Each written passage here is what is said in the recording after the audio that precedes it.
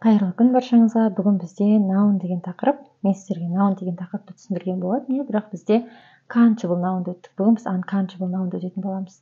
Сонымен мен сіздерге айтқан болатын noun екіге бөлінеді деп, countable және де uncountable болып. Countable саналатын зат есімдер, uncountable саналмайтын зат есімдер. Бүгін біз uncountable noun'ды өтеміз, саналмайтын зат есімдерді. Мен сіздерге алдыңғы сабақта countable noun'ды түсіндірген болатынмын. Бүгін саналмайтын зат есімдерді өтетін боламыз. Сонымен саналмайтын зат есімдерге не жатқызамыз? Water, су, air, ауа, honey, бал, rice, күріш, milk, сүт. Бұлардың барлығы бізде саналмайтын зат есімге жатады. Яғни біз ол заттарды санай алмаймыз. Мысалы, күрішті санай алатын сияқтымыз, енді бір күріш, бірақ біз санап отырмаймыз, ол санай алмаймыз. Тіпті ағылшын тілінде money, ақша деген сөздің өзі саналмайтын зат есімге жатады. Және де естеріңізде болсын, именно саналмайтын зат есімдер әрдайым жекеше түрде тұрады, сингулярда тұрады.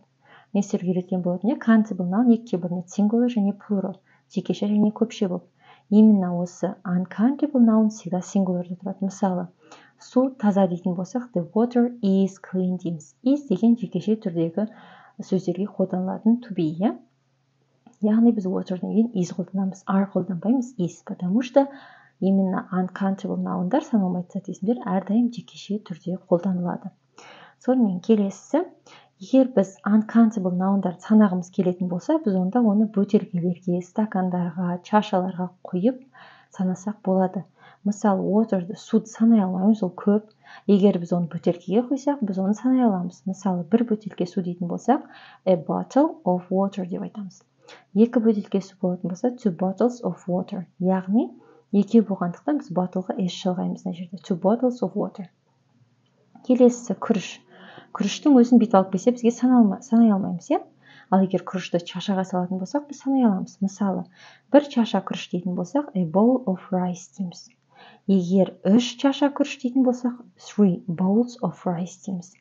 Яғни, егер бір зат болса, онда жерге жалғамаймыз. Екі немесе одан да көп зат болатын болса, мына боулға, bottleға біз s жалғаймыз. 3 bottles of rice. Енді бір кесе шай дегенді ағылшын тілінде қалай айтамыз, соны комментарийге жазып жіберіңіз, жақсы ма?